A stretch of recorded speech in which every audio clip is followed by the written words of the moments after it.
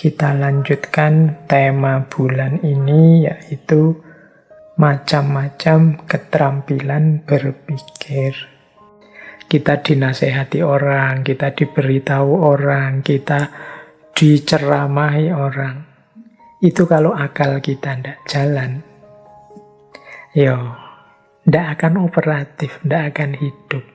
Nah, ternyata kemampuan berpikir ini kompleks sifatnya. Tidak sesederhana kelihatannya. Seperti minggu lalu saya bilang, ada memang unsur berpikir alamiah. Belajar atau tidak belajar, ya semua orang secara otomatis bisa mikir. Tapi kalau kita tidak belajar, khawatirnya kita anggap sudah benar, ternyata belum benar. Kita anggap sudah cocok, ternyata belum cocok. Kita anggap sudah lurus, ternyata melenceng secara tidak sadar.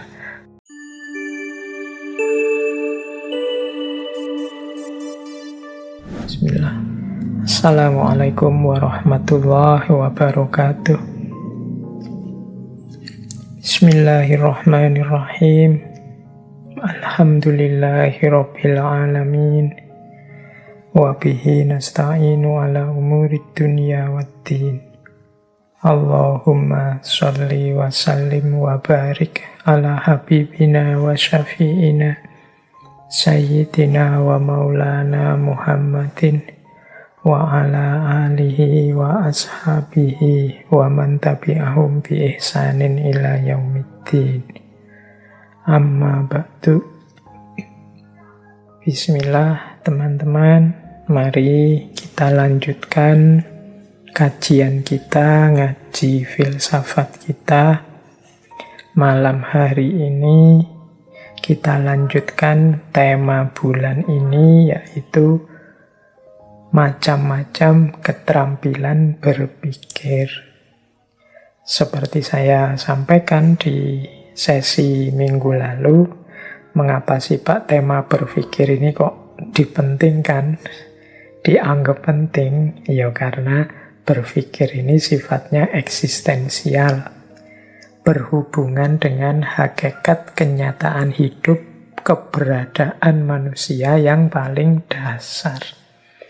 Ya namanya manusia harus mau mikir, harus bisa mikir, harus mengelola hidupnya dengan bekal akal pikiran. Dan selain ini sifatnya fitrah, ya agama, norma-norma, nilai-nilai hidup menuntut kita juga untuk mampu mendayagunakan akal pikiran.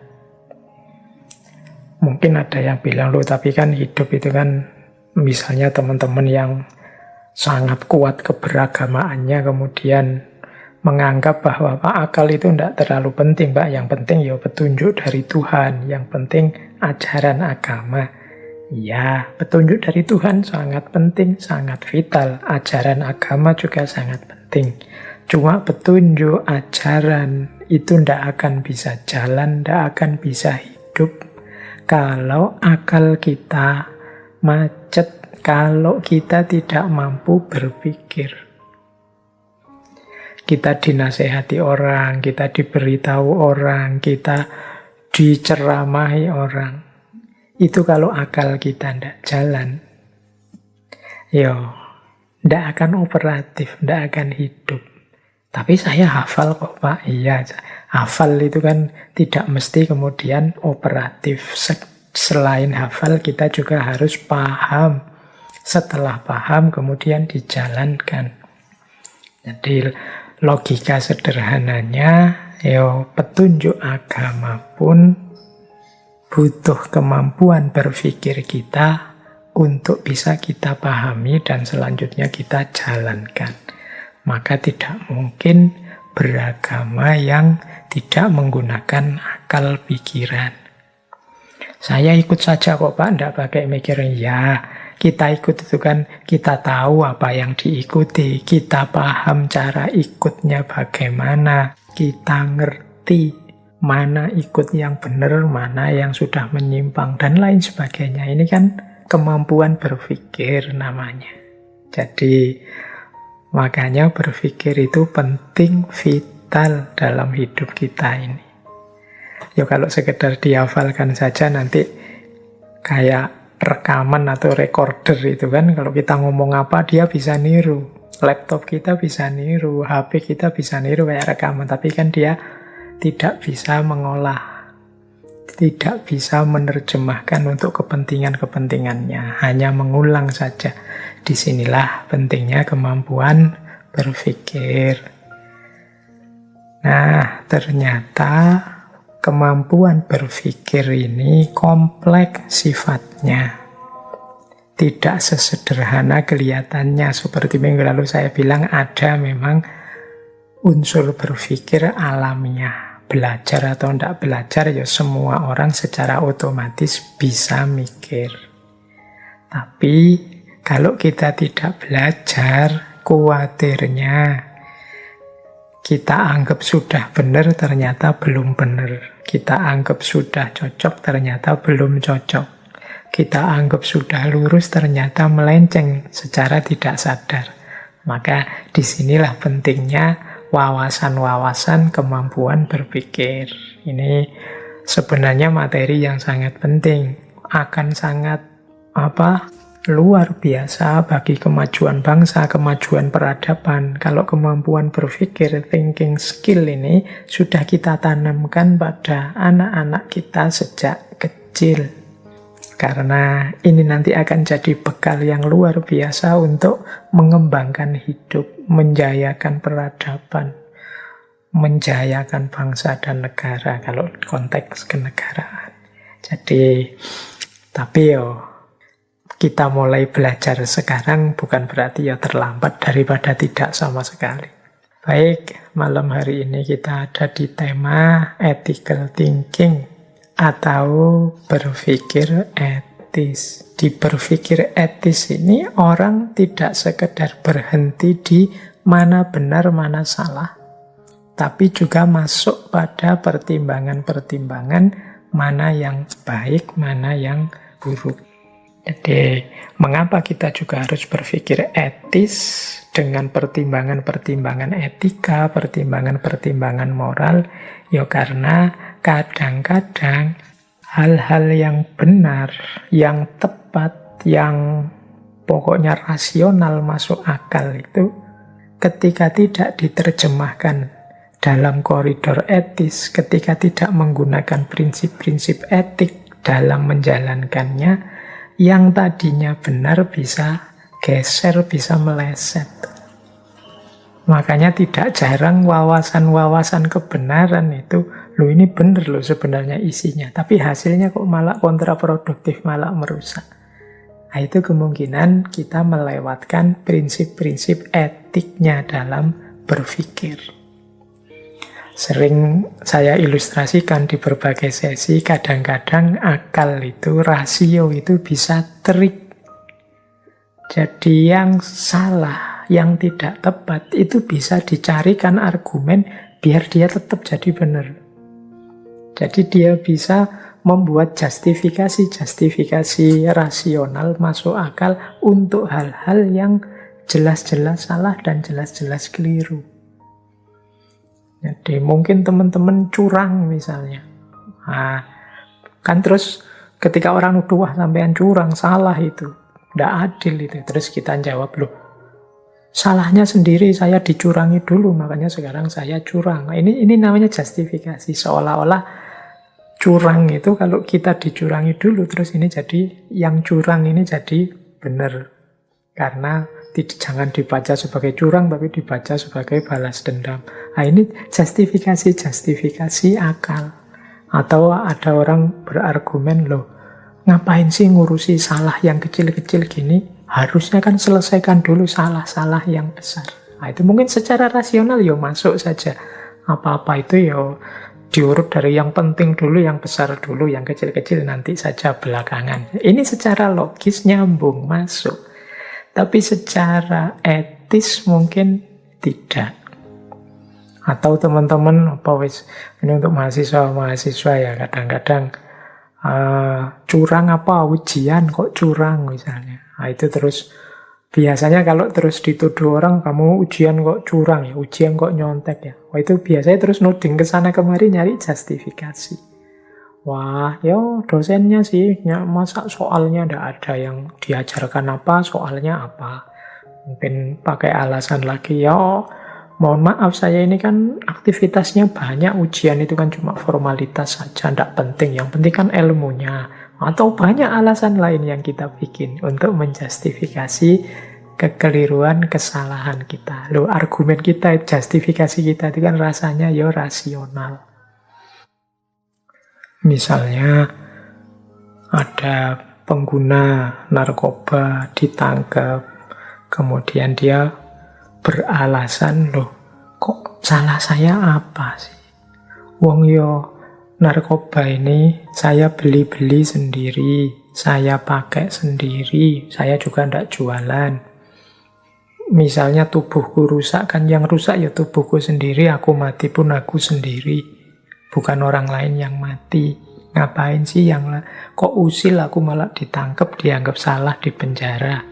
Nah ini apologi, pembelaan akal terhadap kesalahan yang kita lakukan.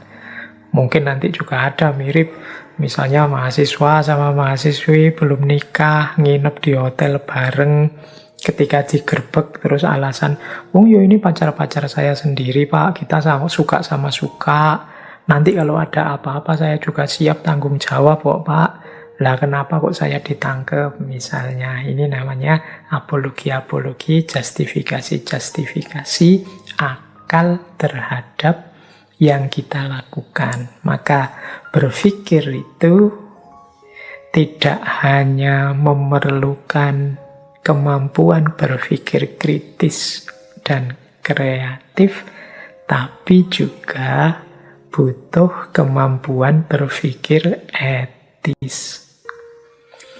Orang Jawa punya istilah berpikir itu tidak cukup hanya benar, tapi juga butuh pener. Pener inilah kemampuan berpikir etis. Sering juga saya jelaskan di sesi-sesi pengantar filsafat, ketika kita membahas tentang bahwa filsafat itu cinta pada kebijaksanaan. Kebijaksanaan itu sesuatu yang tidak sekedar kebenaran, tidak berhenti hanya di titik kebenaran, tapi juga lanjut pada aspek implementasi, pada aspek mengungkapkan, menjalankan kebenaran itu secara tepat. Nah, kemampuan untuk sampai pada titik kebijaksanaan ini, itulah nanti antara lain menggunakan teknik berpikir etis. Nah, jadi nanti bidangnya memang namanya etika. Yang di situ kita dituntun untuk tidak sekedar mengambil pertimbangan-pertimbangan benar salah secara logis, tapi juga pertimbangan-pertimbangan baik buruk dengan segala ukuran dan parameternya. Orang hidup itu tidak hanya butuh logika, tapi juga perlu etika. Baik, bismillah, kita mulai ya. Tema kita berpikir etis ini. Kita awali dari kondisi mental manusia sehubungan dengan berpikir etis atau membuat keputusan etik. Ini sering disebut perkembangan sikap moralnya manusia. Kita ini kan hidup sehari-hari, pasti meskipun tidak belajar berpikir etis ini menggunakan pertimbangan-pertimbangan etik. Nah, dari sisi pertimbangan etik ini, ada perkembangan ternyata hidup kita itu sejak kecil sampai dewasa. Ada perkembangan sikap moral. Ada namanya anomi, ada heteronomi, ada sosionomi, dan puncaknya adalah otonomi. Ya tentu saja anomi ini yang paling rendah, paling dasar, kemudian heteronomi, kemudian sosionomi, kemudian yang dianggap paling matang itu otonomi. Nah, bagaimana gaya berpikir etik kita, berpikir moral kita? Ada yang anomi. Anomi ini anak kecil yang akalnya belum berkembang. Sehingga ya dia tidak peduli dengan moralitas. Wong dia belum kenal. Namanya anomi. Ya pokoknya dia yang dia lakukan suka-suka saja. Seneng-seneng dia saja. Jadi dia ingin ke sana, dia ingin kemari, dia ingin melakukan ini, banting itu, dia ingin nyeret ini, dia ingin apapun dia lakukan, ya dia tidak akan peduli dengan pertimbangan-pertimbangan moral. Ini anak-anak kecil yang akalnya belum lengkap. Namanya anomi. Ya semoga kita yang sudah dewasa, sudah akalnya jalan bertahun-tahun ini tidak ada di level ini. Kalau ada orang sudah dewasa kok masih tidak peduli dengan pertimbangan-pertimbangan nilai dan moral, berarti levelnya level anomi. Jadi level balita. Nah, jangan-jangan ada orang yang tinggi, besar, gagah, sudah sosoknya menyeramkan besar, tapi mentalnya, sikap moralnya masih balita. Masih kayak anak kecil, masih anomi. Kalau anomi masih belum ada pertimbangan moral, berarti tidak bisa berpikir etis. Nah, naik satu level, level heteronomi. Level heteronomi ini sudah mulai memikirkan mana baik, mana buruk, sudah mengambil sikap-sikap moral. Cuma keputusan-keputusan moralnya bergantung pada yang dia ikuti, otoritas-otoritas yang dia percaya. Misalnya ikut saja apa kata orang tua, manut saja apa kata gurunya. Nah ini namanya heteronomi. Alhamdulillah heteronomi ini sudah mengambil sikap moral, sudah mampu berpikir etis meskipun dengan cara ikut saja apa yang dicontohkan, dituntunkan oleh orang-orang atau lembaga-lembaga atau sosok-sosok yang dia percaya. Nah ini namanya heteronomi. Ya, mungkin ini anak-anak yang baru bisa berpikir, baru dewasa, jadi mungkin usia-usia TK, SD, kemudian mungkin juga SMP juga masuk ini. Jadi dia masih tergantung pada figur-figur tokoh-tokoh. Itu namanya heteronomi. Saya tidak tahu di antara teman-teman yang ikut ngaji ini ada tidak yang level moralnya, level etiknya itu ada di heteronomi.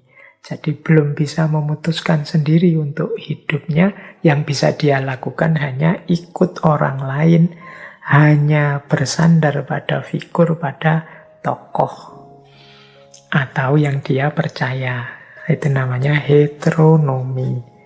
Yang ketiga, sosionomi.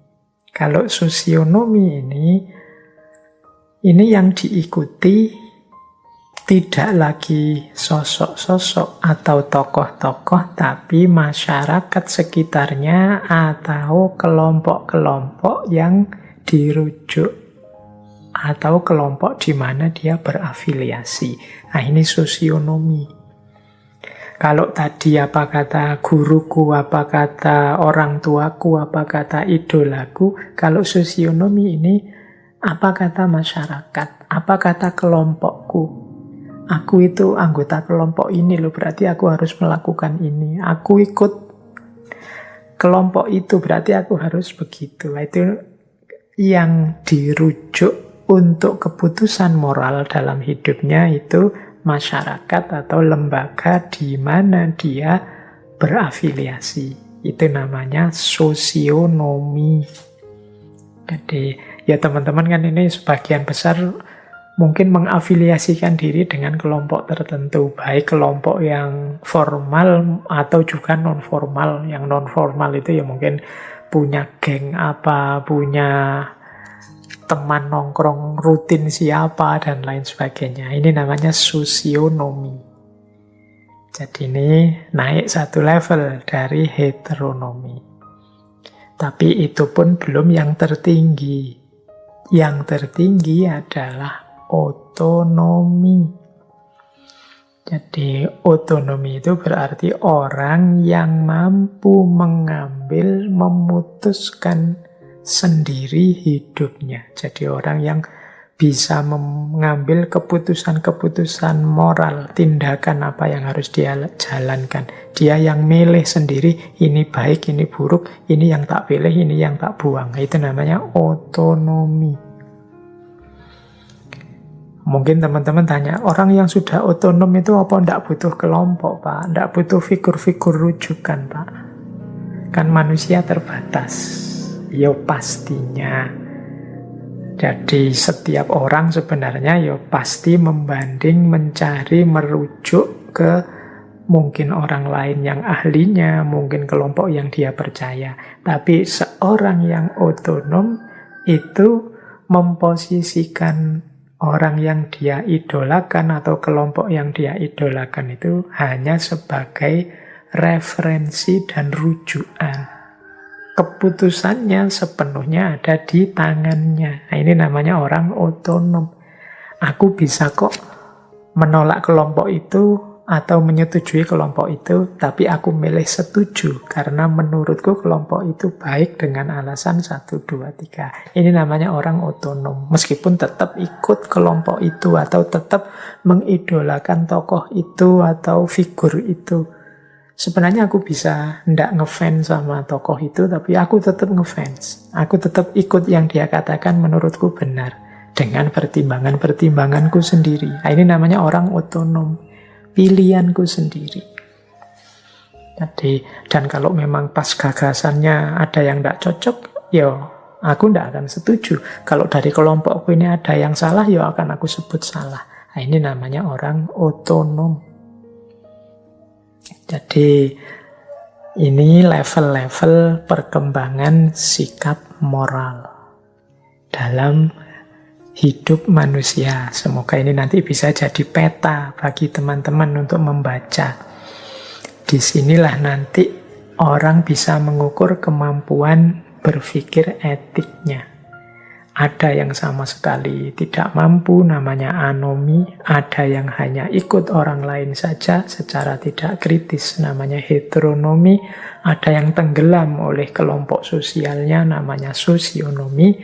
Ada yang kokoh, mandiri, mampu mengambil keputusan sendiri, namanya otonomi. Baik, ini masih dasar-dasarnya ya berpikir etis. Nah, selanjutnya, mungkin ada pertanyaan, mengapa sih Pak kita harus capek-capek ke wilayah berpikir etis ini? Apa ndak bisa kita sudahlah dijalani saja, ndak usah capek-capek berpikir? Tidak bisa. Mengapa? Karena ranah etik ini ranah yang secara konkret, real, pasti kita hadapi dalam hidup. Tidak berpikir itu tidak bisa. Kalau gagasan-gagasan besar filsafat misalnya, apakah manusia itu hakikatnya ini, hakikatnya itu, mana yang lebih kuat antara demokrasi apa teokrasi, macam-macam itu kita menghindar dari ini bisa. Tapi kalau berpikir etik ini tidak bisa, karena setiap hari mau tidak mau dalam hidup kita harus mengambil keputusan-keputusan etik. Ada satu fenomena yang mendorong kita berpikir etik, yaitu kita hidup ini kan harus bertindak dan memutuskan sesuatu. Di level apapun hidup kita. Nah, kalau kita diharuskan memutuskan sesuatu, bertindak menyikapi sesuatu. Kalau kita tidak punya kemampuan berpikir ini, ya kita akan kesulitan memutuskan. Misalnya tiba-tiba kita dihadapkan pada fenomena-fenomena apa gitu. Ini kan kita dituntut untuk merespon. Misalnya, di kampus diumumkan kuliahnya untuk semester depan masih online, masih daring. Nah, ini kan kita mau tidak mau dituntut untuk, saya setuju apa tidak setuju sih? Apa yang harus saya lakukan selanjutnya? Yang paling baik gimana? Aku ke Jogja kuliah apa tetap di sini saja? Atau meskipun daring ya tetap harus ke Jogja, wong ya di sana sumber-sumber belajarnya lebih banyak dan lain sebagainya. Nah ini kan dorongan-dorongan yang mau tidak mau kita harus berpikir etis. Milih mana yang terbaik, mana yang baik untuk hidup kita. Makanya dia sangat penting. Kita kadang harus milih mana baik, mana buruk. Nah, kalau kita salah mengidentifikasi mana yang baik, mana yang buruk, ini mestinya kita salah pilih. Bahkan ada yang rumit lagi. Ada namanya dilema moral. Dilema moral itu sering saya ilustrasikan, ada pertimbangan-pertimbangan baik yang banyak. Kalau tadi kan baik buruk gampang, kita ya milih baik. Tapi kalau pilihannya antara baik dan yang baik, kita milih mana? Yang kita prioritaskan yang mana? Nah, ini namanya dilema moral. Mungkin dulu di sesi etika atau pengantar etika itu saya uraikan contoh tentang dilema moral ini. Ilustrasinya misalnya sampean punya teman yang kaya raya, miliuner, uangnya banyak, bahkan mungkin tidak hanya miliuner, uangnya triliunan. Tiba-tiba dia kena COVID, kemudian meninggal. Menjelang meninggal dia pesan pada kita sebagai temannya, tolong nanti harta yang saya tinggalkan ini, karena saya suka sepak bola, belilah klub sepak bola, buatlah klub yang tangguh di Indonesia ini. Nah, dia pesan begitu ya karena dia sedang mau meninggal. Terus kita jawab, siap, aku laksanakan nanti amanatmu. Kamu tenang saja, berangkat saja yang tenang. Nah, akhirnya dia meninggal. Kita dititipi triliunan uang. Begitu kita pegang uangnya, kita dapat berita, wah Indonesia sedang darurat COVID. Banyak anak yatim, banyak orang kena PHK, banyak orang kesulitan dalam pekerjaannya dalam berbagai sektor. Dilemalah kita. Kita pegang uang triliunan ini. Uang ini bisa sangat membantu kalau kita salurkan menghadapi bencana dan wabah ini. Tapi kita sudah terlanjur janji pada teman kita itu bahwa kita akan memakai uang ini untuk membangun klub sepak bola yang besar di Indonesia. Ini kan namanya dilema. Kalau hanya kita pakai untuk bola saja, kok ya rasanya ndak manusiawi, wong banyak kebutuhan-kebutuhan yang lain. Sementara kalau kita pakai untuk sumbangan-sumbangan kemanusiaan, berarti kita ndak amanah, wong tadi sudah janji. Ini namanya dilema moral. Mungkin teman-teman, ya diputuskan saja Pak, dibagi dua. Sebagian untuk klub bola, sebagian untuk sumbangan sosial, untuk kemanusiaan. Ini kan juga keputusan yang tidak sederhana, karena wasiatnya tidak begitu. Wasiatnya hartanya harus dipakai sepenuhnya untuk bola. Ini yang kadang-kadang kita hadapi sulit dalam hidup ini. Mau kerja sambil kuliah ataukah kuliah saja? Masing-masing ada plus minusnya. Kalau kuliah saja ya konsentrasi dengan kuliah. Tapi sangat berat bagi orang tua karena biaya kuliah ya tidak murah. Tapi kalau kerja sambil kuliah, orang tua lebih ringan, kita bisa membantu mereka. Resikonya kuliahnya agak sulit. karena kita tidak konsentrasi kuliah. Milih mana? Sama-sama baiknya. Ini namanya dilema moral. Nah, dalam hidup ini kita sering berhadapan dengan situasi semacam ini. Disitulah pentingnya kita punya kemampuan ethical thinking ini, kemampuan berpikir etis ini, yang tidak sekedar mencari mana yang tepat dan benar, tapi mana yang sesuai, mana yang benar-benar baik.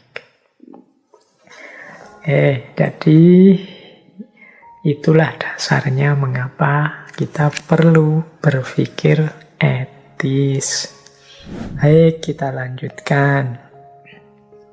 Selanjutnya, tadi sudah framework-nya, sekarang prinsip-prinsipnya. Jadi, kita ini kan ketika ingin mengambil satu keputusan moral, harus punya prinsip-prinsip. Dalam dunia etika, dunia moral, khususnya moral yang terapan, ketika dijalankan, ketika diaplikasikan, ada dikenal 5 prinsip moral dasar. Jadi ini prinsip moral dasar ini berarti prinsip moral yang paling umum. Kita jangan sampai nabrak 5 prinsip moral yang umum ini. Yang pertama, otonomi. Yang kedua, non-maleficence. Yang ketiga, beneficence. Kemudian, justice dan fidelity. Yang pertama, prinsip moral itu otonomi. Karena moralitas itu mengasumsikan harus diawali dari otonomi, kebebasan. Mengapa harus otonom? Ya karena yang tidak otonom susah untuk dinilai. Tidak otonom itu kan berarti tidak bebas karena keputusannya sendiri, pilihannya sendiri. Mungkin dipaksa orang, mungkin karena struktur kuasa dia tidak bebas, mungkin karena himpitan situasi dan lain sebagainya. Ini membuat dia tidak otonom. Ketika situasi otonom tidak terjadi, ya kita tidak bisa mengambil atau menilai secara moral. Misalnya terjadi kasus pemerkosaan misalnya. Terus dia diinterogasi, mengapa kok sampean memperkosa orang?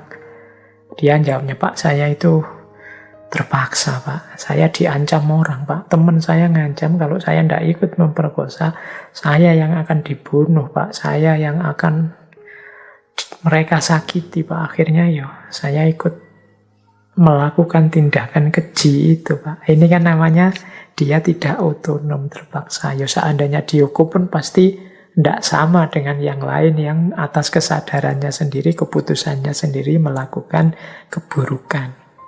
Maka moralitas itu akan tegak, akan bernilai kalau di sana ada otonomi. Kebaikan seperti apapun, kalau itu hasil dari paksaan dan keterpaksaan, ya nilai moralnya, nilai etiknya tidak tinggi. Jadi tidak bisa, kalau dalam bahasa agama tidak bisa sepenuhnya dia disebut sebagai akhlak yang karimah. Wong itu dipaksa, wong itu terpaksa. Tidak diputuskan sendiri, tidak dipilih sendiri. Sama kayak adik-adik kita, anak-anak kita yang masih kecil itu kan kadang-kadang sok rewel, nakal, disuruh sholat tidak mau, terus kita paksa sholat.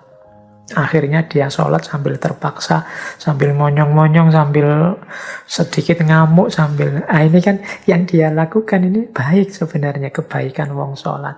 Tapi nilainya kan beda dengan kalau dia sholat dengan kesadarannya sendiri, keputusannya sendiri. Jadi prinsip pertama adalah otonomi. Jadi moralitas itu membutuhkan situasi yang otonom, prasyarat yang otonom, baru bisa dijalankan.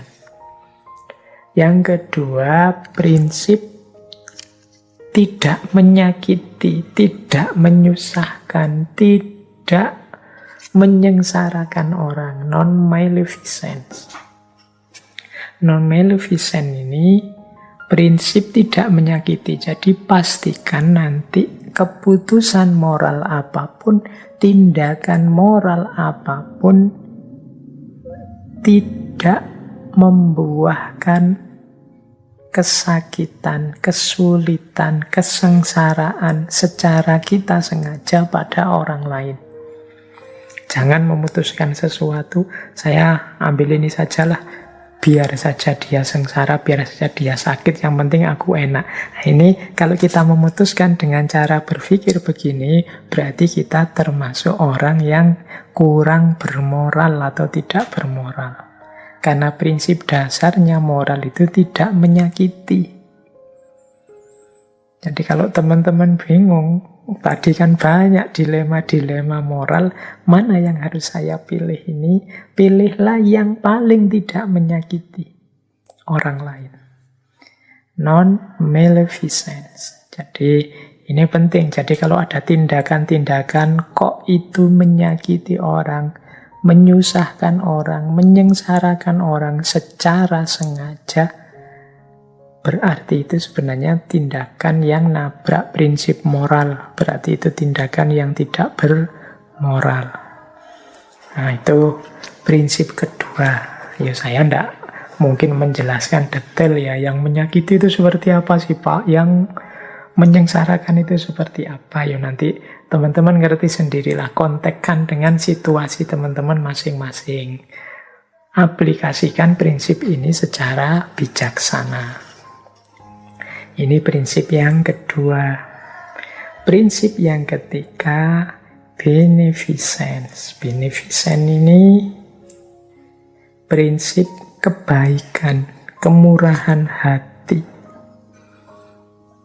Kalau tadi tidak menyakiti, kalau ini memberikan yang menyenangkan, menggembirakan, membahagiakan.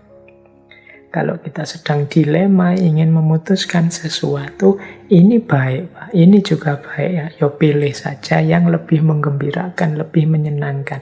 Ini prinsip ketiga. Jadi prinsip kemurahan hati. Jadi kita memberikan yang baik, yang terbaik untuk orang lain. Prinsip yang keempat adalah prinsip keadilan. Prinsip keadilan ini berarti prinsip yang tidak boleh memihak, tidak boleh zalim, mengambil haknya orang, tidak boleh memperlakukan orang lain secara diskriminatif, tidak boleh berat sebelah, dan lain sebagainya. Dulu kita pernah 1 bulan khusus ngaji filsafat tentang keadilan. Keadilan itu nyawanya moralitas. Mengapa manusia perlu untuk menghidupkan moralitas, menghidupkan etika demi situasi hidup yang adil. Manusia itu oleh Allah diturunkan ke muka bumi, antara lain sebagai khalifahnya untuk mengelola bumi. Tujuan utamanya ya menghidupkan keadilan ini di muka bumi. Besok di akhir zaman katanya Imam Mahdi turun, Nabi Isa turun, dalam rangka apa? Menegakkan keadilan. Jadi puncak skenario hidup ini harus berakhir pada keadilan. Karena kita ini manusia yang oleh Allah diberi amanat sebagai khalifahnya untuk menegakkan keadilan. Jadi kalau ada dilema-dilema etik, mana keputusan yang saya ambil, mana keputusan yang harus saya pilih, antara lain pilihlah mana itu yang paling dekat dengan keadilan. Mana yang paling tidak diskriminatif, tidak berat sebelah, tidak menzalimi orang. Nah, ini prinsip yang keempat, justice.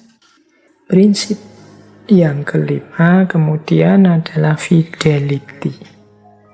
Fidelity ini bisa kita artikan kesetiaan, loyalitas, bisa dipercaya, menghargai komitmen bersama. Itu fidelity.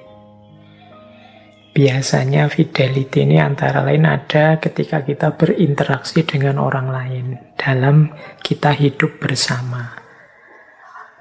Patuh pada komitmen bersama, taat pada yang sudah disepakati. Ini juga prinsip moral. Mungkin sekali waktu kita berhadapan dengan pilihan-pilihan, satu di antara dua, parameter yang perlu kita gunakan adalah parameter fidelity dalam situasi tertentu, yaitu mana yang tadi sudah disepakati bersama, yang harus kita hargai bersama. Nah, itu fidelity.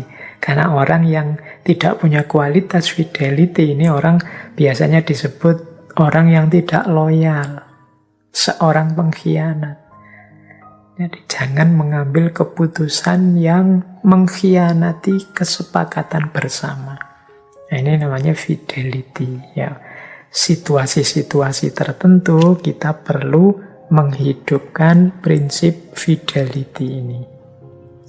Jadi teman-teman, ada 5 prinsip moral. Khususnya ketika kita ingin menjalankan rumus-rumus kebaikan dalam hidup, yang 5 ini jangan ditabrak. Yaitu otonomi, kemudian tidak menyakiti, berbuat baik, murah hati, adil, dan kesetiaan. Jadi, kalau ada situasi dilema moral, mana yang harus saya pilih, mana yang harus saya bela, belalah yang mendukung otonomi, membebaskan manusia, tidak membelenggu, tidak membatasi, tidak menyiksa orang. Kemudian pilihlah tindakan yang tidak menyakiti, tidak menyusahkan orang. Pilihlah juga tindakan yang murah hati, memberikan kebaikan, kebahagiaan, kesejahteraan pada orang lain. Kemudian pilih yang paling adil dan jangan lupa untuk setia pada prinsip-prinsip komitmen bersama. Kalau memang sudah memenuhi standar-standar prinsip-prinsip moral tadi, berarti saatnya kita pilih tindakan tersebut. Meskipun ya kadang-kadang tidak sesederhana kelihatannya, tapi mari kita berjuang untuk menghidupkan ini, karena memang manusia itu butuh etika, butuh moralitas untuk hidup yang tertib. Kalau semua orang mengabaikan moralitas, percayalah, tidak lama dunia ini akan kiamat, rusak habis-habisan. Jadi bermoral itu kebutuhan kita, tidak sekedar kewajiban kita.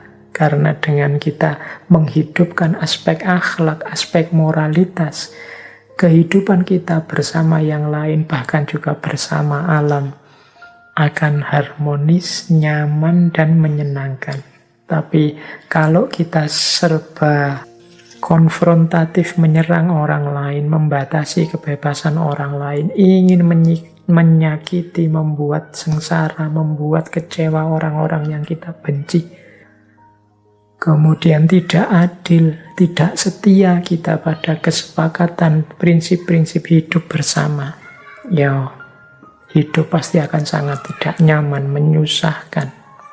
Bahkan mungkin tidak lama terjadi chaos besar-besaran. Ya karena ulah kita sendiri. Kalau bahasanya Al-Quran kan Zuharul fasadu, sungguh telah nyata kerusakan di muka bumi bima kasabat aidin nas, karena perilakunya manusia, buah karyanya manusia. Manusia yang seperti apa? Ya manusia yang tidak peduli, mengabaikan prinsip-prinsip moralitas, kebebasan, tidak menyakiti, kemurahan hati, keadilan, dan kesetiaan. Baik, selanjutnya kita akan belajar tentang cara membuat keputusan moral. Ini kan tidak sederhana keputusan moral ini. Karena berhubungan dengan dunia konkret, dunia nyata kita. Baik, kita lanjutkan. Yang pertama, untuk membuat keputusan moral itu ada model namanya utilitarianistic approach. Pendekatan utilitarian. Pendekatan utilitarian ini framework-nya tadi teleologis, melihat hasilnya. Utilitarian ini berarti melihat manfaatnya. Jadi manfaat yang paling besar seperti apa? Itu yang diambil. Nah, ini namanya keputusan utilitarianistik. Keputusan utilitarianistik itu pertama-tama kita harus melihat siapa saja yang terlibat dalam problem ini. Keluargakah, temankah, perusahaankah, masyarakatkah, organisasikukah, dan lain sebagainya. Jadi problem ini berhubungan dengan siapa saja. Nah, kemudian kita harus merangkai keputusan-keputusan yang mungkin diambil. Oh, solusinya mungkin ini, mungkin itu, mungkin ini, mungkin itu. Nah, itu kan solusi-solusi. Kalau sudah lengkap macam-macam solusi, baru kita urai. Kalau solusi ini tadi yang terlibat, itu kira-kira mendapat manfaat apa? Atau mendapat kerugian apa?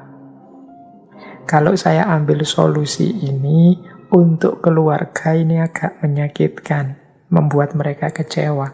Tapi untuk masyarakat akan menguntungkan. Ini untuk saya pribadi, ini agak menyusahkan. Tapi untuk organisasi, ini akan membahagiakan. Terus, kalau keputusan ini semuanya bahagia kecuali kelompok ini. Kalau keputusan itu semuanya rugi kecuali kelompok ini yang untung. Nah, ini namanya mengkalkulasi, menghitung siapa yang untung, siapa yang rugi. Kalau sudah, baru diputuskan. Keputusannya adalah pilihlah tindakan, pilihlah keputusan yang memberi keuntungan paling besar pada sebagian besar yang terlibat. Jadi yang untungnya paling besar dinikmati oleh sebagian besar. Itulah namanya pendekatan utilitarianistik. Jadi yang dilihat untung rugi. Kalau saya melakukan ini, yang rugi hanya dosen, saya untung, teman-teman untung, orang tua juga kecipratan keuntungannya. Berarti ini yang baik, misalnya. Kalau saya ngambil ini, yang enak hanya dosennya saja. Mahasiswanya susah, kampusnya susah, ininya susah. Kalau begitu ini jangan diambil deh.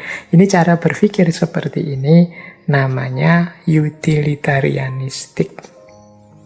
Mengambil keputusan berdasarkan guna dan manfaat yang paling besar pada paling besar kelompok.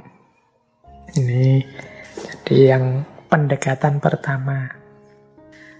Parameternya manfaat dan keuntungan. Manfaat dan keuntungan itu tidak selalu kemudian sifatnya ekonomi.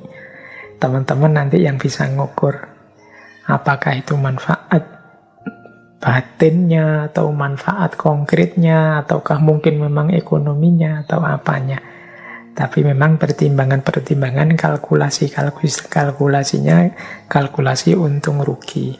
Ini mungkin bisa dicek ketika kita sesi membicarakan tentang utilitarianisme, khususnya ketika kita membahas etika kebebasan di tokoh, kalau tidak salah, John Stuart Mill. Nah, kita lanjutkan. Kemudian gaya kedua. Nah, ini tadi sudah kita jelaskan sebentar. Kalau gaya kedua, membuat keputusan moral, gaya kedua adalah dengan menggunakan pendekatan kebajikan atau virtue approach. Sebagaimana tadi sudah dijelaskan, virtue etik itu etika yang fokus pada pembentukan karakter moral. Nah, virtue approach berarti mengambil keputusan moral dengan pendekatan karakter moral. Caranya bagaimana? Ya, yang pertama pastinya dipahami sejak apa karakter-karakter utama yang ingin kita hidupkan. Karakter utamaku itu apa? Jujur, sabar, berani, setia, dan lain sebagainya. Setelah itu baru kemudian apa yang harus aku lakukan sehubungan dengan karakter tadi. Jadi di virtue approach itu misalnya prinsip utama yang ingin saya kedepankan adalah kejujuran. Maka dalam konteks kejujuran, di kasus ini apa yang harus aku lakukan? Atau untuk kasus ini kita butuh kejujuran, kesabaran, dan kesetiaan. Nah, dalam konteks kasus ini, tindakan apa sih yang mencerminkan kejujuran, keberanian, dan kesetiaan? Ini namanya virtue approach, pendekatan kebijaksanaan. Misalnya ada yang menghadapi kasus tuduhan perselingkuhan kayak isu pelakor kemarin ya yang rame itu. Mungkin teman-teman bingung ini memutuskannya gimana ini ya. Sehubungan dengan kasus ini, itu boleh pakai rumus tadi. Baik, sekarang kita pilih apa yang harus kita lakukan asalkan mencerminkan karakter jujur, berani, dan setia. Misalnya, itu berarti apa? Apa bubar saja? Atau apa yang harus dilakukan? Itu coba dipilih. Yang penting mencerminkan jujur, berani, setia. Yang itu harusnya sudah menjadi karakter kita. Nah, nanti kalau sudah melakukan itu, terus dicek. Dicek itu untuk membuktikan apakah ini sudah benar pendekatan yang aku lakukan. Mengeceknya apa? Yang pertama adalah apakah yang kita lakukan itu memang mencerminkan prinsip atau karakter tadi. Kok keputusannya terus bubar? Apa dengan bubar itu masih mencerminkan prinsip kesetiaan, masih mencerminkan prinsip keberanian, kejujuran misalnya. Itu yang pertama. Kalau ini harus dilacak korelasinya. Yang kedua, apakah aku puas, nyaman dengan keputusan tadi? Kok rasanya ndak enak ya, ganjel ya, ndak nyaman ya. Itu berarti ada yang harus dievaluasi lagi. Mungkin tindakannya salah atau prinsip dan karakternya ndak cocok. Saya milih prinsip untuk sabar. Saya sendiri orangnya ndak sabaran. Ya pantes keputusan seperti itu rasanya ndak nyaman bagiku. Berarti ada yang tidak cocok, tidak nyambung. Saya milih keputusan seperti itu, padahal keputusan seperti itu membutuhkan keberanian. Keberanian bukan bagian dari karakter saya selama ini. Itu terus aku jadinya tidak nyaman.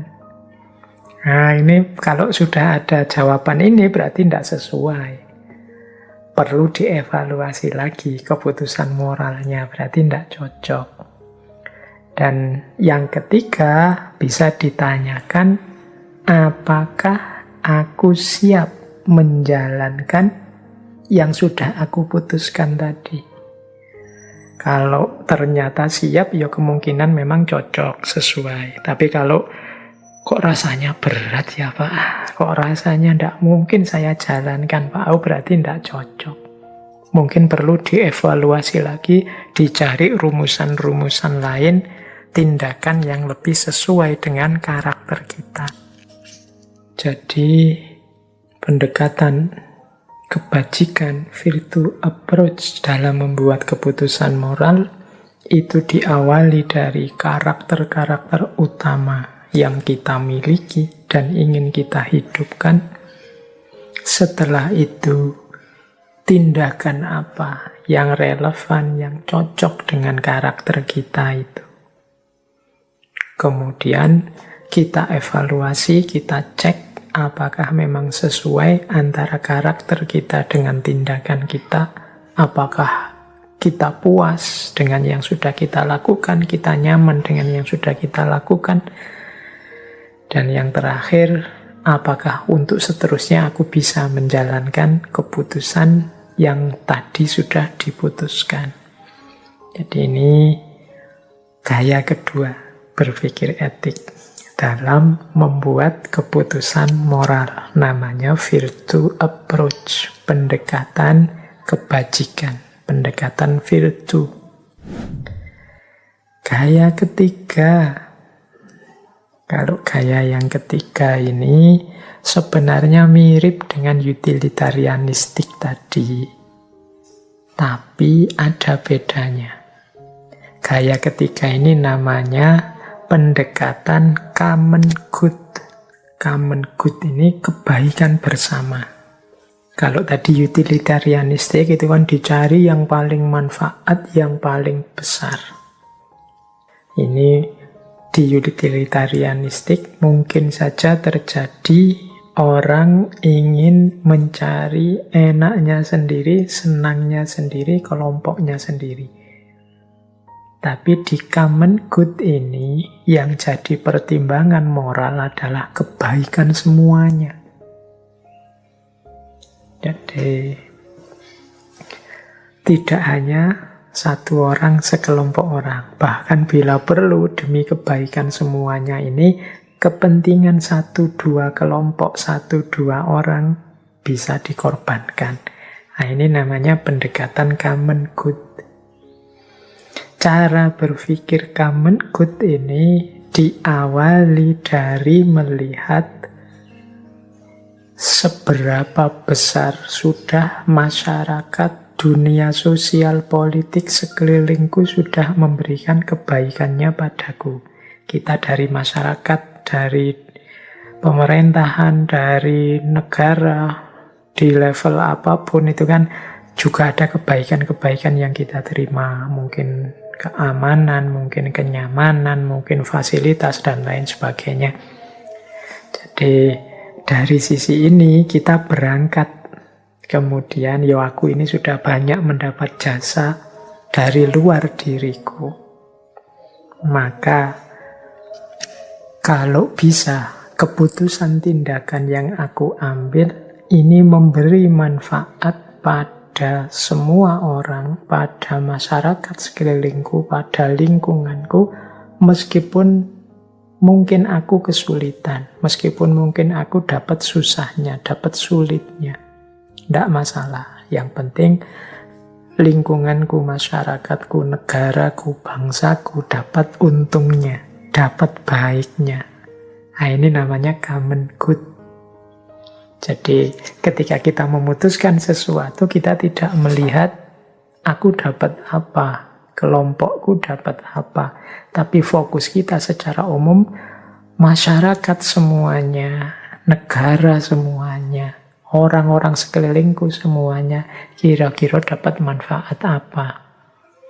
Dapatkah mereka berkembang jadi lebih baik, lebih beruntung, sebagaimana aku juga pasti kalau masyarakat berkembang lebih baik, aku juga pasti akan jadi lebih baik, meskipun ada kesulitan-kesulitan. Nah, ini namanya pendekatan common good.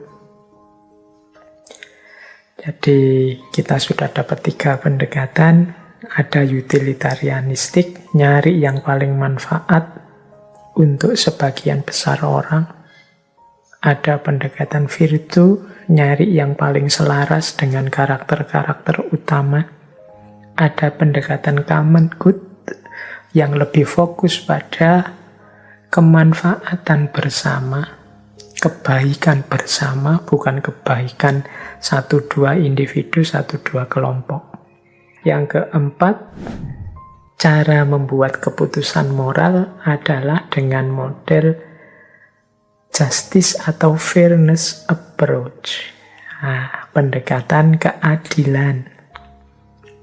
Pendekatan keadilan ini ya seperti tadi dijelaskan, keadilan itu adalah paradigma yang tidak memihak, tidak berat sebelah, tidak diskriminatif, tidak menyakiti.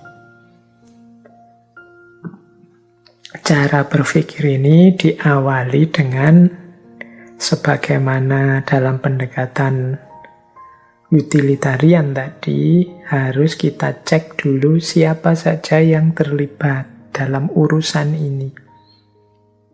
Temankah, keluargakah, anak buahkah, atasankah, masyarakatkah, atau siapa saja. Ini harus kita tahu siapa saja yang terlibat, biar tidak ada pihak yang terlupakan, sehingga kita bisa bersikap adil. Ya kalau yang terlupakan berarti kan tidak masuk hitungan, itu kita sudah tidak adil. Jadi untuk bisa adil, pertama-tama kita harus tahu dan bisa menerima siapa saja yang terlibat. Baru setelah itu kita perlakukan setara. Jadi kita pahami semua pihak yang terlibat itu, kemudian kita dalami perannya, kita dalami relevansinya, kita cek status, posisi, kekuatannya, dan lain sebagainya, keterlibatannya, sedalam apa aktivitasnya, dan lain sebagainya, biar kita nanti bisa memutuskan secara adil. Misalnya, untuk hal ini ada 5 orang yang terlibat, yang satu jadi ketuanya, yang satu hanya jadi anak buahnya, sementara yang satu ini orang luar ya, yang sekali-sekali membantu saja.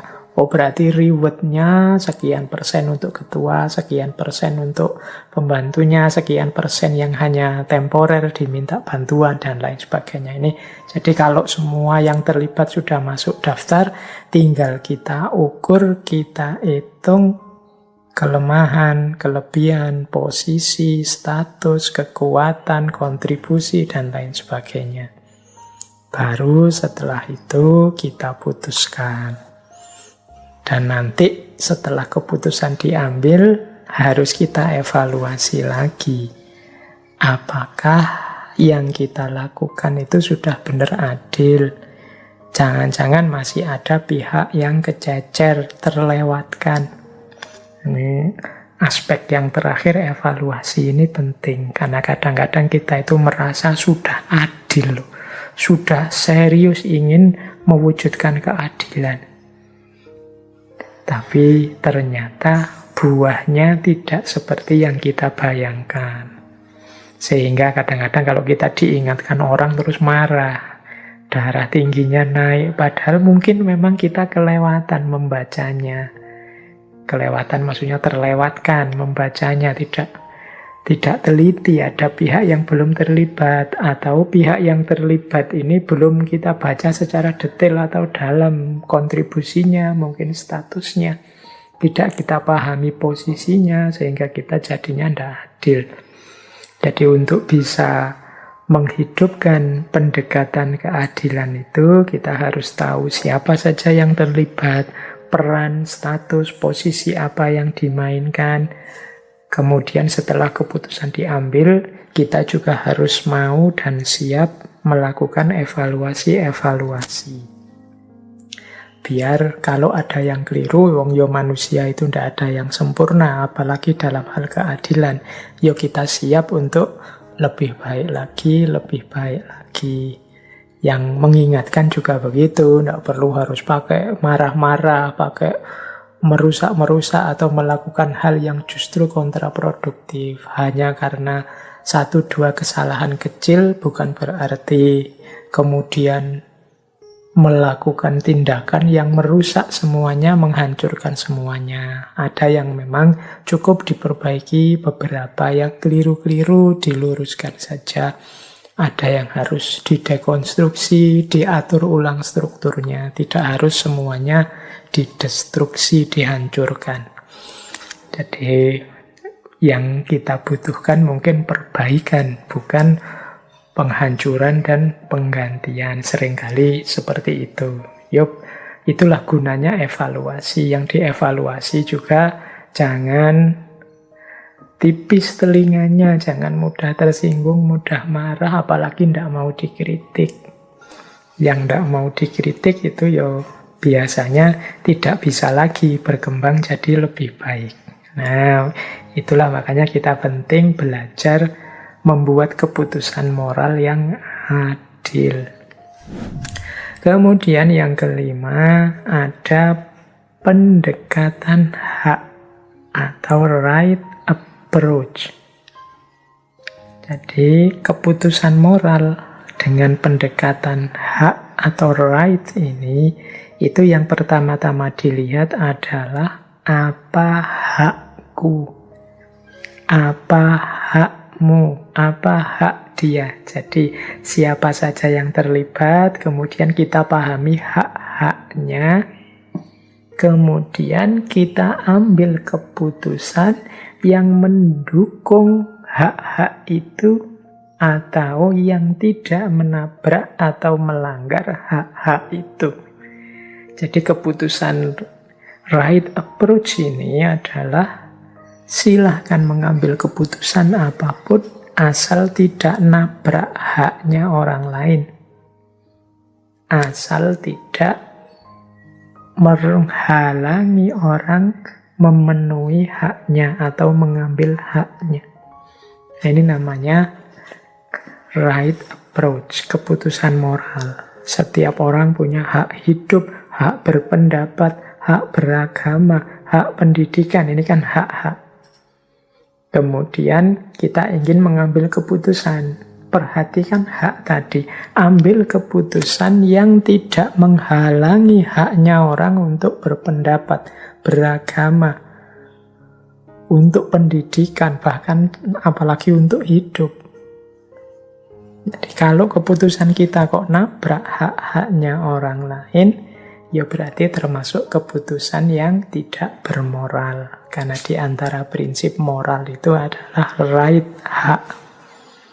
Jadi berarti apa? Ya nanti setelah kita ambil keputusan, mari kita evaluasi. Jangan-jangan keputusan kita itu mengambil haknya orang lain. Ngaji kita ini misalnya, itu bisa loh dianalisis pakai right approach. Kita ngaji mulai jam 8, selesainya jam 10. Nah, mari dievaluasi. Jangan-jangan dari jam 8 sampai jam 10 ini nabrak beberapa hak. Mungkin haknya orang untuk istirahat. Waktunya istirahat kok diganggu dengan ngaji. Oh, makanya ngaji ini tidak boleh wajib. Silahkan saja yang mau ikut, yang mungkin belum ngantuk, silahkan ikut ngaji. Yang sudah berat, yang sudah ada kesibukan atau ada kebutuhan yang lebih urgent, lebih penting, mungkin belajar, mungkin bekerja, ya monggo dilanjutkan. Ya, alhamdulillah masih ada rekamannya, besok-besok bisa didengarkan. Nah, ini berarti dari sisi right approach itu bisa dimaklumi keputusan ini mungkin dianggap tidak melanggar moral kok, karena masih ada peluang-peluang untuk tidak melanggar haknya orang lain. Tapi kalau diputuskan semua orang wajib ikut ngaji filsafat, misalnya jam 8 sampai jam 10 setiap Rabu malam Kamis, itu mungkin siswa yang sedang belajar terlanggar haknya. Orang-orang yang capek ingin istirahat terlanggar haknya, dan seterusnya. Nah, itu contoh bagaimana mengambil keputusan moral dari sudut pandang pendekatan hak atau right approach. Jadi kita sudah belajar cara berpikir etik, memutuskan secara etik dengan 5 pendekatan. Yang pertama utilitarianistik, yang kedua virtue, yang ketiga common good, yang keempat justice, dan yang kelima right. Baik, kita lanjutkan lagi. Nah, secara umum nanti akhirnya berpikir etik itu harus kita perhatikan tahapan-tahapan level-levelnya. Sekarang kita bahas tahap-tahap berpikir etik.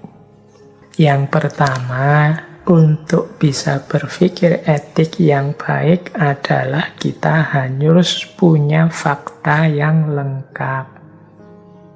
Jadi jangan diputuskan dulu kalau ada kemungkinan data kita kurang. Jadi, wah ini ada yang kurang ini, ada yang belum ini. Oh berarti nanti dulu kumpulkan dulu data secara lengkap. Kalau dalam ilmu mantek itu ada istilah jamik dan manik. Jamik itu semua yang dibutuhkan masuk, manik itu semua yang tidak perlu disisihkan. Jadi ini dulu ya, kalau kita tidak ngerti faktanya, tidak punya data, ya tidak mungkin kita bisa memutuskan. Kalau ngawur saja nanti malah keliru, kalau dikira-kira saja ya kemungkinan tidak pas. Jadi pastikan kebutuhan data kita lengkap untuk memutuskan. Kalau tentang fakta tertentu, peristiwa tertentu, ya kita pastikan dapat informasi lengkap dulu, baru diputuskan. Setelah itu, kita mengevaluasi, ngukur kira-kira pendekatan yang pas dan tepat untuk kasus ini, situasi ini apa. Enaknya pakai utilitarian, apa pakai right, apa pakai justice, apa pakai virtue, apa pakai common good, atau pakai 2 pendekatan, atau pakai 3, atau pakai 5-5-nya. Alhamdulillah kalau mampu. Nah ini namanya menjajaki alternatif-alternatif yang mungkin untuk membuat keputusan etik. Nah, kalau sudah, jangan mikir terus-terusan. Karena etik ini berhubungan dengan problem solving, solusi hidup kita, apa yang harus kita lakukan dalam hidup. Kalau terlalu lama juga dalam proses ini, nanti problemnya tidak selesai-selesai, tindakan tidak diambil, keputusan tidak diambil. Maka tahap ketiga, ambil keputusan. Meskipun boleh juga sebelum benar-benar kita jalankan keputusan ini, kita ujikan dulu, kita tes dulu. Dengan cara apa? Coba kita konsultasikan dengan orang lain. Kita dengarkan komentar orang lain. Ini konsultasi dengan orang lain itu untungnya 2. Yang pertama adalah ngetes kita nyaman atau tidak menceritakan keputusan kita tadi pada orang lain. Biasanya kalau keputusannya itu agak tidak terlalu etis atau agak tidak bermoral atau agak buruk, itu kita menceritakannya agak jengah, agak enggan, tidak enak ceritanya. Itu kan sama seperti hadis Nabi itu loh. Al-ismu mahaka fi sodrika wa karihta ayat toli'a alaihinnas. Dosa itu apa yang ada getar di hatimu yang kalau diceritakan pada orang lain engkau merasa tidak suka, enggan. Jadi orang tahu kita akan melakukan itu kita tidak suka. Itu kemungkinan sesuatu yang buruk atau jelek. Kita harus evaluasi lagi. Dan yang kedua tentunya ya kita dengarkan komentar orang itu. Ketika kita sudah cerita, saya itu loh Pak, ingin melakukan ini, akan melakukan ini, kira-kira menurut Bapak gimana ya? Nah, ini kalau kita sudah nyaman ceritanya, ya kemungkinan positif. Kemudian kita dengarkan tanggapannya beliau. Oh, menurut saya bla bla bla bla. Ini namanya menguji keputusan kita. Kalau sudah kita putuskan dan mungkin sedikit-sedikit sudah kita uji, baru kita laksanakan. Jadi kita jalankan yang sudah diputuskan. Jangan berhenti di keputusan saja, berhenti di niat saja. Harus juga kita jalankan, wong itu kebaikan. Kalau tidak kita hidupkan, ya kualitas hidup kita tidak meningkat, problem-problemnya tidak selesai. Cuma menjalankan keputusan tadi bukan tahap final. Tahap finalnya itu adalah evaluasi lagi. Sudah saya jalankan seperti keputusan yang diambil. Nah sekarang sudah cocok tidak sih hasilnya dengan yang diharapkan? Kira-kira memang sudah pas apa belum? Kira-kira kalau seandainya saya ulang, apakah memang keputusannya masih seperti ini? Ada situasi yang berubah enggak? Ada data baru enggak? Ada perkembangan-perkembangan baru enggak? Nah, ini evaluasi. Jadi kita enggak bisa hanya pokoknya tadi sudah dipertimbangkan matang, sudah dijalankan, ya selesai. Wong kita manusia tidak sempurna.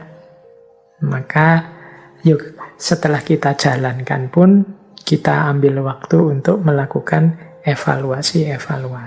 Siapa tahu ada yang meleset, siapa tahu ya benar sih keputusan itu dulu, tapi sekarang ada situasi yang berubah, yang juga harus kita pertimbangkan. Nah, inilah tahapan-tahapan berpikir etik yang menurut saya penting untuk kita perhatikan step-stepnya, biar tidak asal, biar tidak hanya mengandalkan insting secara alamiah saja. Latihan hidup secara tertib dan sadar.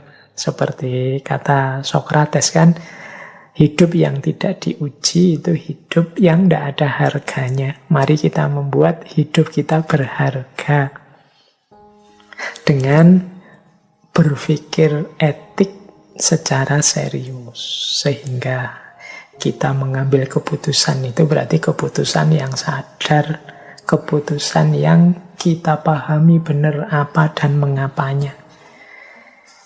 Baik, ini waktunya sudah tidak lama lagi. Saya ingin menutup diskusi kita malam hari ini tentang problem berpikir etik ini dengan 3 cara berpikir etik yang mungkin harus didiskusikan lebih panjang lebar karena tidak cukup waktu kita untuk membahasnya secara singkat, ya di lain waktu.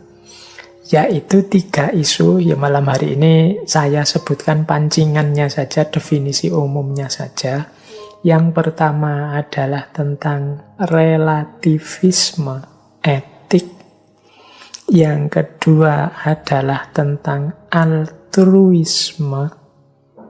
Kemudian yang ketiga adalah tentang egoisme. Jadi relativisme, altruisme, egoisme.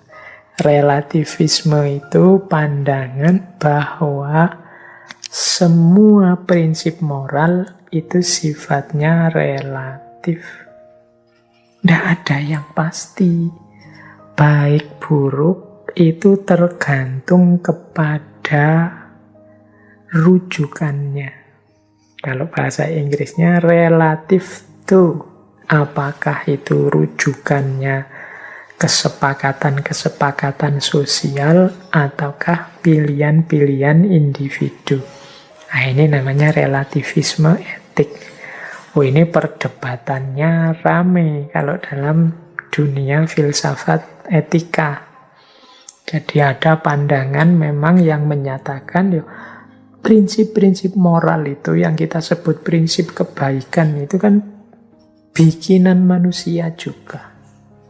Kita yang menyatakan ini baik, ini buruk, ini mulia, ini tercela, itu kan manusia.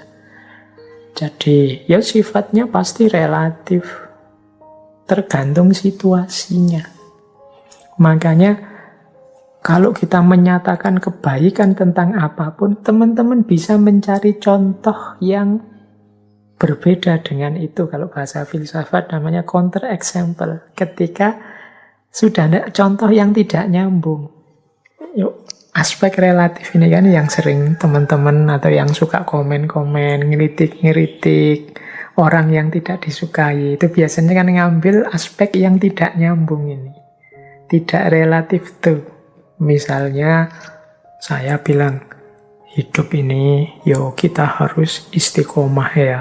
Kalau sudah melakukan apa, lakukan itu terus. Nah, ucapan saya ini benar, tapi kan harus dipahami konteksnya, ruang waktunya. Nanti, ini kalau bahasa tadi namanya relatif juga. Mungkin teman-teman akan bantah, loh Pak, katanya hidup ini tidak boleh statis, harus berkembang. Kalau disuruh istiqomah terus gitu terus, kapan berkembangnya Pak? Kapan kita jadi lebih maju Pak? Itu kan kita kan terus bantah seperti itu. Itu pikiran sampean yang bahwa kita harus berkembang, harus maju, itu juga benar.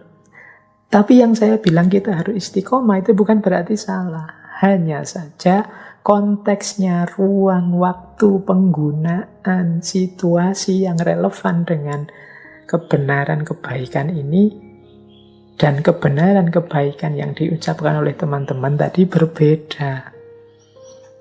Jadi kan kalau teman-teman bilang hidup harus berkembang, bukan berarti kan terus saya simpulkan, berarti istiqomah itu salah, kan tidak begitu. Jadi ada level hidup, konteks hidup yang kita dituntut untuk istiqomah, cuma di bagian tertentu kita juga harus punya semangat untuk semakin baik, semakin baik. Itu yang kemudian oleh beberapa tokoh tertentu diangkat jadi isu relativisme. Bahwa prinsip-prinsip moral itu tidak ada yang valid secara universal. Semuanya tergantung, berarti membacanya sesuaikan dengan konteks, ruang, dan waktunya. Jadi itu pandangan relativisme moral. Relatif itu jangan diartikan tidak pasti ya. Relatif itu maksudnya tergantung. Jadi dia pasti kalau sesuai rujukannya, sesuai konteksnya, sesuai ruang dan waktunya. Makanya lebih pasnya relatif itu dimaknai sebagai tergantung. Jadi tidak pasti. Karena situasi manusia itu kan situasi yang serba relatif. Misalnya punya pacar itu seneng apa enggak? Itu kan tergantung siapa dulu. Ada orang yang punya pacar seneng, ada juga yang punya pacar dia malah stres, sumpek. Itu kan tergantung. Punya uang banyak seneng apa enggak? Sebagian besar kita jawab seneng, tapi sebenarnya jawaban yang paling pas tergantung. Ada loh orang yang punya uang banyak malah sedih. Mengapa? Dia biasanya punya uang sangat banyak. Jadi kalau hanya banyak, belum. Dia inginnya sangat banyak. Manusia itu relatif. Punya uang 1 miliar, saya mesti bahagia Pak. Sampean. Orang lain ada yang dapat 1 miliar, itu dia sedihnya luar biasa. Karena biasanya dia dapat ratusan, puluhan miliar. Ini yang disebut relatif, tergantung. Ini isu besar dalam dunia etika, diskusinya juga panjang lebar. Nanti ada 2 jenis relativisme etik, ada konvensionalisme, ada subjektivisme. Kalau konvensionalisme itu prinsip-prinsip moral itu tergantung pada masyarakatnya. Kalau subjektivisme, prinsip-prinsip moral itu tergantung pada orangnya atau kelompok tertentu orang. Jadi ini misalnya di situ saya kasih contoh, memakan sapi sembelihan bagi kita yang muslim itu boleh, tapi nanti bagi umat Hindu tidak boleh, bagi vegetarian juga dia merasa tidak nyaman makan itu. Wah, itu subjektivisme namanya. Jadi ada konvensionalisme, ada subjektivisme. Ini isu besar dalam dunia etik. Isu kedua adalah berpikir etik ini sering dihubungkan dengan altruisme. Altruisme itu dari kata alter yang artinya orang lain. Ya kalau diterjemahkan mudahnya, altruisme ini perbuatan yang berorientasi pada kebaikan orang lain. Nanti dalam bentuk ekstrim altruisme ini ya didefinisikan bahkan dengan cara mengorbankan diri sendiri. Jadi altruisme itu sering didefinisikan memperhatikan kesejahteraan orang lain tanpa peduli kesejahteraannya sendiri. Ini juga nanti perdebatan. Ada yang bilang ini positif, ada yang bilang ini negatif. Ada yang bilang, ya seperti itu namanya manusia mulia itu. Dia tidak peduli dirinya, yang ada di pikirannya hanya orang lain. Nanti ada juga pandangan sebaliknya. Ya tidak begitu dong. Kebaikan itu tidak boleh menghancurkan diri sendiri, tidak boleh mengabaikan diri sendiri.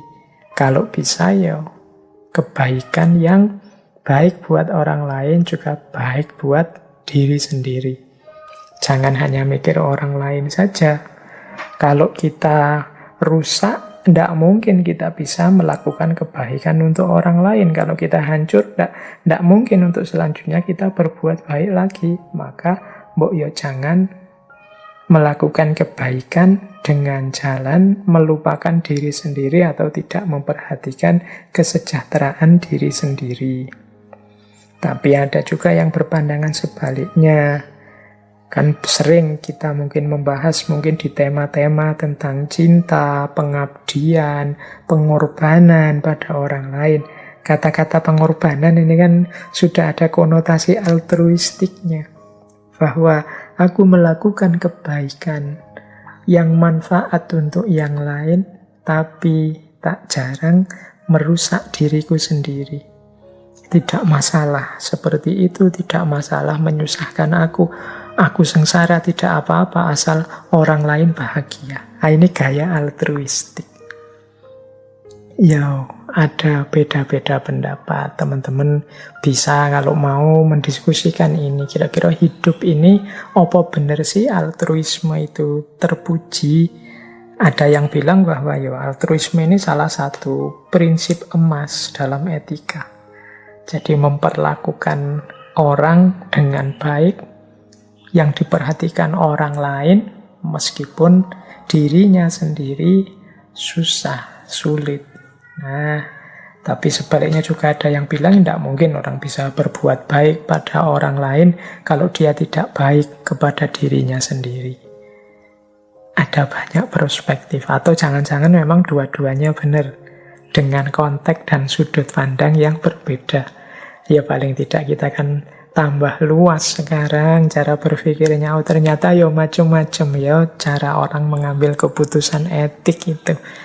Aku ndak boleh lagi menang-menangan merasa perspektifku yang paling benar.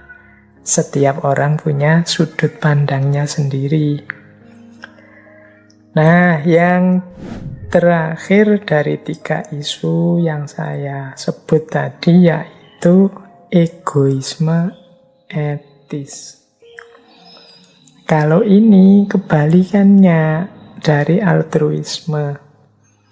Jadi egoisme itu pandangan yang menyatakan bahwa setiap orang itu wajar memilih tindakan yang paling menguntungkan bagi dirinya sendiri. Jadi baik itu kalau saya milih yang menguntungkan diriku.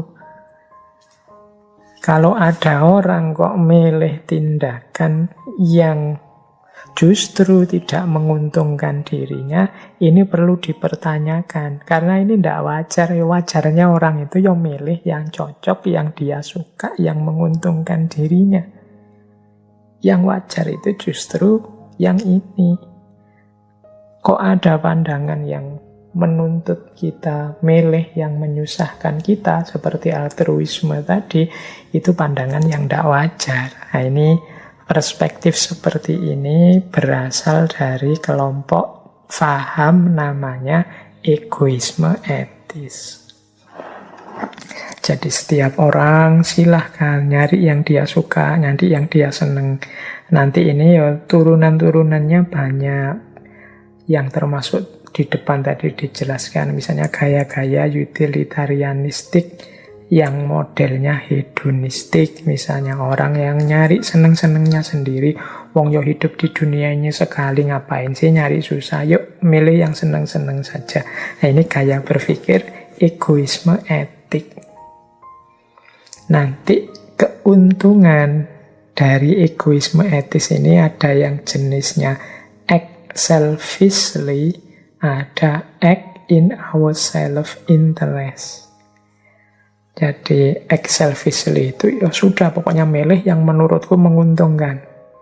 Sejak awal memang dipilih yang menurutku menguntungkan. Ada yang act in our self-interest. Kalau ini hasilnya.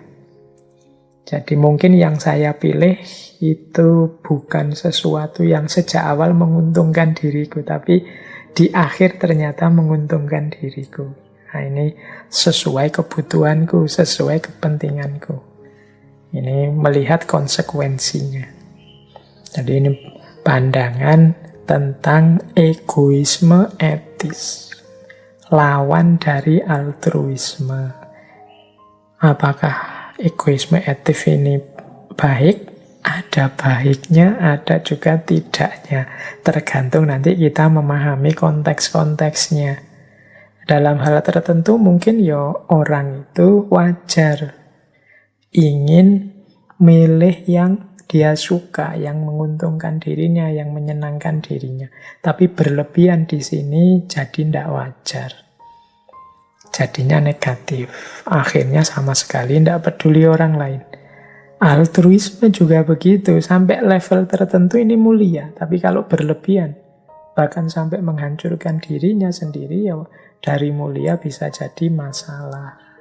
Persis seperti problem relativisme etik tadi.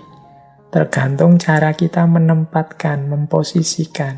Nah, kalau problemnya kemudian menempatkan, memposisikan, ini ada hubungannya dengan yang selama ini kita kaji, yaitu menemukan kebijaksanaan. Satu titik yang pas, cocok, sesuai antara keputusan yang kita ambil dengan situasi, kondisi, ruang, dan waktunya. Mungkin sekali-sekali kita perlu memahami sesuatu secara relativistik, melihat itu menurut siapa, dihubungkan dengan apa, tergantung pada apa. Sekali-sekali kita mungkin juga perlu bersikap altruistik demi kebaikan orang banyak. Kita milih susah sebentar, sulit sebentar, yang penting manfaatnya bisa dinikmati banyak orang. Tapi juga jangan lupa mungkin ada momen-momen kita perlu bersikap egoistik untuk diri kita. Nyari seneng sebentar, nyari untung sebentar, dan lain sebagainya. Ini formula-formula kapan kita egoistik yang positif, kapan kemudian dia berubah jadi negatif, kapan altruisme masih mulia, kapan dia sudah berkonotasi negatif. Relativisme juga begitu. Ini sebenarnya sepenuhnya tergantung pada kemampuan kita membaca situasi, membaca diri kita, memahami situasi-situasi kita. Itulah gunanya kita sejak awal diskusi tadi membahas tentang berpikir etik. Jadi yang tidak sekedar menggunakan prinsip-prinsip rasional benar, tapi juga menggunakan standar-standar etik Tidak hanya kebenaran, tapi juga kebaikan. Tidak cuma benar, tapi benar. Disitulah nanti kita ketemu namanya kebijaksanaan.